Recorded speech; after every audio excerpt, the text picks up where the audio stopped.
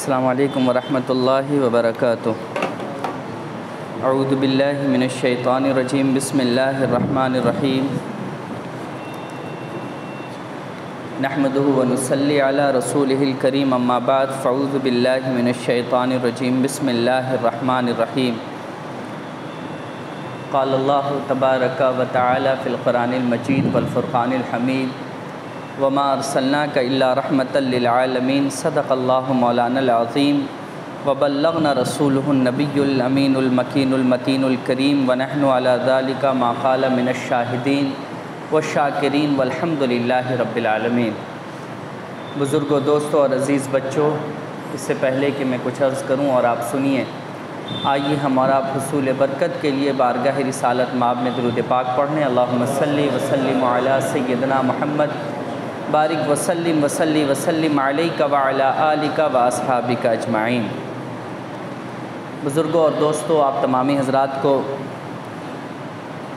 ماہ ربیع النور کی بے شمار مبارکبادیاں۔ آج ربیع الاول شریف کی پہلی تاریخ ہے۔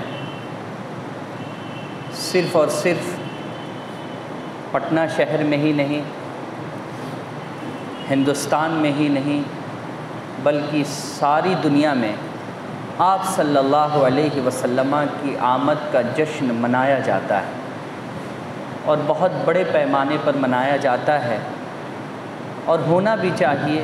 اس لیے ہونا چاہیے کہ ہم جس رسول کا کلمہ پڑھتے ہیں، اگر ہم ان کی تعریف اور توصیف نہ بیان کریں گے تو کوئی غیر بیان کرے گا، اگر ہم ان کی عظمت نہ بیان کریں گے تو کوئی غیر بیان کرے گا، ہم ان کی بارگاہ میں اگر خراج عقیدت نہ پیش کریں گے تو کوئی غیر پیش کرے گا۔ یہ تو دماغ سے لگتی ہوئی بات ہے کہ ہم جس رسول کا کلمہ پڑھتے ہیں، ہم ہی اس کی شان کو بیان کریں گے۔ ہم جس رسول کا کلمہ پڑھتے ہیں، ہم ہی ان کی عظمت کا تذکرہ کریں گے۔ ہم جس رسول کا کلمہ پڑھتے ہیں، ہم ہی ان کا چرچا کریں گے، اور ہر سو ان کے نام کا چراغا کریں گے۔ یہ تو ہمارا حق بنتا ہے۔ بڑا افسوس ہوتا ہے جب کوئی یہ کہتا ہے کہ ان چیزوں کو کرنے کی کیا ضرورت ہے۔ صاحبو، رسول میرا ہے تو کوئی اور کیوں کرے گا؟ جب میرا رسول ہے تو ہم ہی کریں گے اس چیز کو۔ ایک سادہ سی بات ہے جو ہر مسلمان کو سمجھ لینی چاہیے۔ اور آپ صلی اللہ علیہ وسلم کی تعریف اور توصیف کا بیان کرنا، اگر کوئی یہ پوچھے کہ کہاں لکھا ہے، کس کتاب میں لکھا ہے، تو ان سے کہیے کہ سارا قرآن تو مصطفیٰ کی نعت ہی تو ہے۔ سارا قرآن حضور کی شان میں ہی تو اتارا گیا ہے۔ سارا قرآن آپ صلی اللہ علیہ وسلم کی تعریف اور توصیف میں ہی تو اللہ نے اتاری ہے۔ صاحب، یہ چیزیں تو سمجھنے کی ہیں اور جاننے کی ہیں کہ ہم اگر اپنے رسول کی شان کو بیان کر رہے ہیں، اپنے رسول کی عظمت کو بیان کر رہے ہیں، اپنے رسول کی آمد کا تذکرہ کر رہے ہیں، تو یہ کام ہم کہیں اور سے نہیں کر رہے ہیں، بلکہ یہ کام ہم وہی کر رہے ہیں جو اللہ نے کیا ہے، جو اللہ کو پسند ہے۔ بزرگوں اور دوستوں، اس تعلق سے باتیں تو بہت ساری ہیں، مگر مختصر سے وقت میں کچھ باتیں آپ تمامی حضرات کے سامنے بہت اہم کہنا چاہتا ہوں۔ میں نے جیسا کہ کہا کہ آپ صلی اللہ علیہ وسلم کی آمد ہے، اور یہ ماہ مبارکہ آپ صلی اللہ علیہ وسلم کی آمد کو یاد کراتا ہے، آمد کی یاد دلاتا ہے، اور ہم سب کو نبی آخر الزماں علیہ الصلاۃ والتسلیم کا تذکرہ کرنا چاہیے، حضور کی شان کو بیان کرتے رہنا چاہیے، کیونکہ یہ ایسی شان والے رسول ہیں جن کی آمد کی خوشیاں صرف ہم نے ہی نہیں منائی ہیں، بلکہ زمین و آسمان کے ہر ذرے ذرے نے مصطفیٰ کی آمد کی خوشیاں منائی، فرشتوں نے آمد کی خوشیاں منائی۔ حضرت آمنہ رضی اللہ تعالی عنہ فرماتی ہیں کہ جب رسول اس دنیا میں تشریف لا رہے تھے تو سب سے پہلے کمال کی تو بات یہ ہے کہ عورتیں بچہ جنتی ہیں تو ان کو درد ہوتا ہے، مگر رسول آ رہے تھے تو مجھے کوئی درد نہیں ہوا تھا۔ صاحب، یہ فقط آپ صلی اللہ علیہ وسلم کی آمد کا معجزہ ہے، وگرنہ دنیا میں کوئی ایسی عورت نہیں ہے جس نے بچہ جنا ہو اور اسے تکلیف نہ ہوئی ہو، مگر حضرت آمنہ کہتی ہیں کہ مصطفیٰ آئے اور مجھے کوئی تکلیف نہ ہوئی۔ یہ شان تھی نبی آخر الزماں صلی اللہ علیہ وسلم کی اس دنیا میں آنے کی۔ آپ دیکھیے کہ حضرت آمنہ رضی اللہ تعالی عنہ خود راوی ہیں، خود فرماتی ہیں کہ خدا کی عزت کی قسم جب نبی آخر الزماں علیہ الصلاۃ والتسلیم تشریف لائے تھے تو میں مکہ مکرمہ میں تھی، میں مکہ مکرمہ میں تھی، مگر میں روشن شام کے محلات کو ہوتا ہوا دیکھ رہی تھی۔ میں ملک شام کو اور ملک شام کے محلات کو دیکھ رہی تھی۔ کہاں تھی؟ مکے میں تھی۔ اور دیکھ کہاں رہی تھی؟ وہاں دیکھ رہی تھی۔ مطلب یہ بتانے کا ہے کہ بزرگوں، مصطفیٰ آئے تھے تو صرف مکہ روشن نہیں ہوا تھا، مصطفیٰ آئے تھے تو سارا جہاں روشن ہو گیا تھا۔ یہ آپ صلی اللہ علیہ وسلم کی شان ہے، یہ آپ صلی اللہ علیہ وسلم کی آمد کا انداز ہے۔ جس انداز سے اللہ نے اپنے رسول کو بھیجا ہے، کسی اور رسول کو اللہ رب العزت نے اس انداز اور اس شان کے ساتھ اس دنیا میں نہیں بھیجا ہے۔ میرے رسول تو وہ رسول ہیں جن کی آمد اور جن کی امت کا تذکرہ پڑھ کر کے موسیٰ بھی یہ دعا کرنے لگتے تھے کہ اے اللہ، تو نے مجھے امت محمدیہ میں کیوں نہیں پیدا کیا۔ ایک روایت ہے، حضرت ابو ہریرہ رضی اللہ تعالیٰ نے اس حدیث کے راوی ہیں، حضرت حافظ ابو نعیم اس حدیث کو دلائل النبوت میں لاتے ہیں کہ اللہ تبارک و تعالیٰ نے جب حضرت موسیٰ علیہ السلام پر توریت کو اتارا تو آپ نے توریت کو پڑھا۔ جب آپ نے توریت کو پڑھا تو اس توریت کے اندر نبی آخر الزماں علیہ الصلاۃ والتسلیم کی شان پڑھی، حضور کی عظمت پڑھی، اور ساتھ ہی ساتھ عظمت پڑھنے کے بعد انہوں نے جو کمال کی بات پڑھی اسے نقل کیا گیا کہ حضرت موسیٰ علیہ السلام نے پڑھا کہ آخری زمانے میں ایک ایسی امت پیدا ہوگی جو آخری زمانے میں پیدا ہوگی لیکن سب سے پہلے جنت میں جائے گی، پیدا ہونے میں سب سے آخری زمانہ پائے گی لیکن جنت میں جانے میں وہ سب سے پہلے جائے گی۔ تو کہا اے اللہ، ایسی امت مجھے عطا کر دے، ایسی امت مجھے عطا کر دے۔ تو حضرت موسیٰ تو اللہ سے بات کرتے تھے نا، جواب ملا، موسیٰ یہ امت تمہاری نہیں ہو سکتی ہے، یہ امت میرے مصطفیٰ کی ہے۔ یہ امت کس کی ہے؟ میرے مصطفیٰ کی ہے، میرے رسول کی ہے، میرے حبیب کی ہے، جو آئے گی آخری زمانے میں لیکن جنت میں سب سے پہلے جائے گی۔ یہ حضرت موسیٰ علیہ السلام کو اللہ تبارک و تعالیٰ نے جواب دیا۔ اس کے بعد حضرت موسیٰ علیہ السلام نے یہ بات پڑھی توریت کے اندر کہ ایک ایسی امت بھی ہے، ایک ایسی امت بھی ہے جس کی شفاعت سب سے پہلے کی جائے گی، اللہ کے حضور جس کی سفارش سب سے پہلے کی جائے گی، ایک ایسی بھی امت ہے۔ اب ظاہر سی بات ہے کہ جس کی شفاعت سب سے پہلے کی جائے گی، جس کی سفارش سب سے پہلے کی جائے گی، جو جنت میں سب سے پہلے جائے گا، تو ہر نبی چاہے گا نا کہ میری امت ایسی ہی ہو۔ تو حضرت موسیٰ نے پھر کہا کہ مولا، جس امت کی شفاعت سب سے پہلے ہوگی، جس کی سفارش سب سے پہلے سنی جائے گی، اے اللہ وہ امت مجھے عطا کر دے۔ جواب ملا، موسیٰ یہ امت بھی میرے حبیب کے لیے ہی ہے، یہ امت بھی میرے حبیب کے لیے ہے، یہ امت تمہارے لیے نہیں ہے، یہ میرے حبیب کے لیے ہے۔ پھر حضرت موسیٰ نے توریت میں پڑھا، کیا پڑھا؟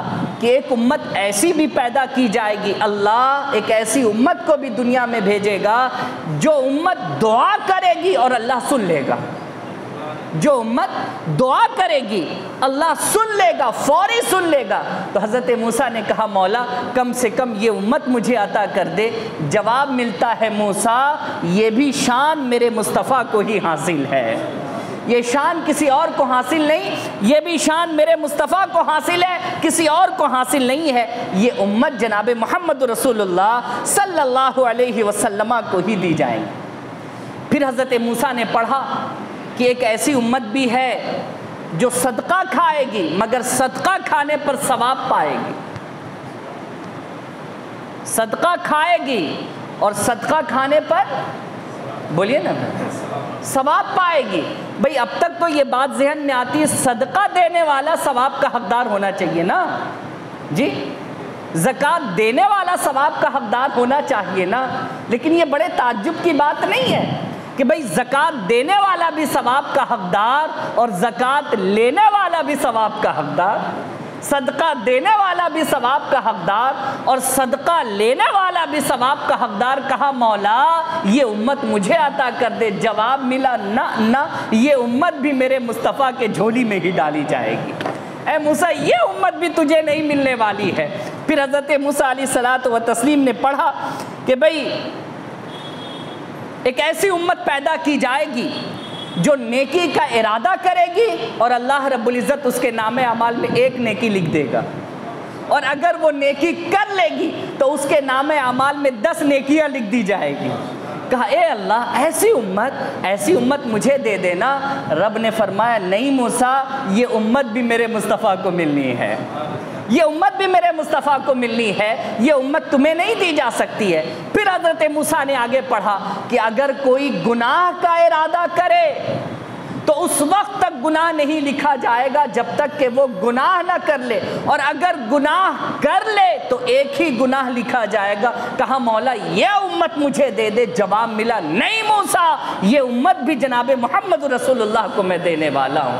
تو جب حضرت موسیٰ نے اتنی ساری شان پڑھی تو کہا مولا ایسا کر مجھے امت مت دے, مجھے ہی امت محمدیہ میں پیدا کر دے. ہائے ہائے, مجھے یہ امت مت دے, مجھے ہی امت میں پیدا کر دے. میں بہتر سمجھتا ہوں کہ میں امت محمدیہ صلی اللہ تعالیٰ علیہ وسلم میں پیدا کیا جاؤں. تو اللہ تبارک و تعالیٰ نے جب حضرت موسیٰ کی زبان سے یہ بات سنی تب یہاں پر آتا ہے قرآن مجید کی ایک آیت کہ یا موسیٰ ان اصطفیتک علی الناس برسالاتی وبکلامی فخذ ما آتیتک وکن من الشاکرین. اے موسیٰ میں نے آپ کو سب لوگوں پر اپنی پیغمبری اور ہم کلامی کے ساتھ فضیلت دی, اور جو میں تم کو دے دوں لے لو اور شکر گزار بن جاؤ. یعنی اب اللہ رب العزت نے سمجھاتے ہوئے کہا کہ موسیٰ تمہاری لالچ ایسی امت کو پانے کی ہے, اور امت کی فضیلت جب تم نے سن لی تو تمہاری لالچ اس بات پر بڑھی کہ تم جناب محمد رسول اللہ صلی اللہ علیہ وسلم کی امت میں پیدا کر دیے جاؤ. تو موسیٰ تمہاری لالچ تو بہت اچھی ہے, مگر موسیٰ کیا یہ کم نہیں ہے کہ میں نے تم کو رسولوں میں سے رسول چن لیا ہے, میں نے تم کو رسولوں میں سے رسول چن لیا ہے, اور میں نے تم کو اپنا برگزیدہ بندہ بنایا, اور ساتھ میں تمہیں یہ عزت بخشی کہ میں نے تم سے بات کر لی ہے, میں تم سے بات کرتا ہوں. یہ کسی اور رسول کو میں نے شان نہیں دی ہے, یہ شان میں نے تمہیں دی ہے. تو اے موسیٰ کیا تم اس بات پر راضی نہیں ہو؟ اس بات پر راضی ہو جاؤ اور شکر گزار بن جاؤ. اللہ نے سمجھایا موسیٰ کو کہ شکر گزار بن جاؤ اس بات پر, کیونکہ جو تم مانگ رہے ہو یہ تو میرے مصطفیٰ کا ہے, اور جو میرے مصطفیٰ کا ہے وہ تو میں کسی اور کو دے نہیں سکتا.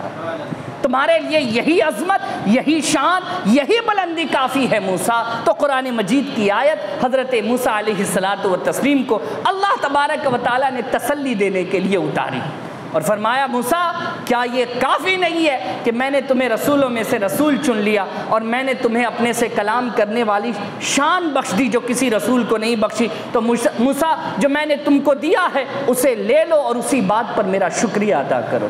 تو بزرگوں اور دوستو آپ دیکھیں جناب محمد رسول اللہ صلی اللہ علیہ وسلم کی شان اور حضور کی بات تو بہت بڑی ہے. ہم گنہگاروں کی بات بھی سن لیجئے کہ ہم وہ لوگ ہیں کہ جس کو پانے کے لیے موسیٰ بھی دعا کرتے ہیں, اور جب موسیٰ شان پڑھتے ہیں تو کہتے ہیں مولا اگر یہ امت نہ دینا چاہے تو مت دے, مجھے ہی اس امت میں شامل کر دے. یہ شان, یہ عزت, یہ شرف کس کی وجہ کر ہے؟ نام لیجئے اس کا, بولیے کس کی وجہ کر ہے؟ رسول کا نام لینے میں شرم کس بات کی؟ بلند آواز سے بولیے کس کی وجہ کر ہے؟ حضرت محمد صلی اللہ علیہ وسلم کی وجہ کر ہے. یہ شان ہے میرے مصطفیٰ کی, یہ معاملہ ہے میرے رسول کا جو کسی اور کو نہیں ملا ہے. سارے اچھوں میں اچھا سمجھیے جسے, ہے ان اچھوں میں اچھا, ہے ان اچھوں میں اچھا ہمارا نبی, اور سب چمک والے اجلوں میں چمکا کیے, اندھے شیشوں میں چمکا ہمارا نبی. سب سے اعلیٰ وہ اولا ہمارا نبی, سب سے بالا وہ اعلیٰ ہمارا نبی. ہمارا نبی جب نبی ایسے ہیں تو ظاہر سی بات ہے کہ ہم امتی کو بھی ویسا ہی ہونا چاہیے کہ ہمیں دیکھ کر ہمارے رسول کے بارے میں لوگ جان سکیں، ہمیں دیکھ کر ہمارے رسول کے بارے میں لوگ کچھ اچھا کہہ سکیں، ہمیں بھی ویسا کردار والا بننا چاہیے۔ بزرگوں اور دوستو، یہ ماہ مبارکہ بہت اہم مبارک مہینہ ہے، ہم سب کو اس کا احترام اور اس کی عظمت کرنی چاہیے، اور ساتھ ہی ساتھ میں آپ لوگوں سے گزارش کروں گا، کوشش کریں اپنے گھروں میں مصطفیٰ کا ذکر کرنے کی اور مصطفیٰ کا ذکر کرانے کی۔ باز مت رہیے گا ان چیزوں میں۔ برکتیں ہمارے گھر سے اٹھ گئی ہیں، ہمارے گھروں سے صحت ختم ہو گئی، ہمارے گھروں کی رونق چھن گئی، ہمارے گھروں میں خوشیاں نہیں ہیں۔ کیوں نہیں ہے؟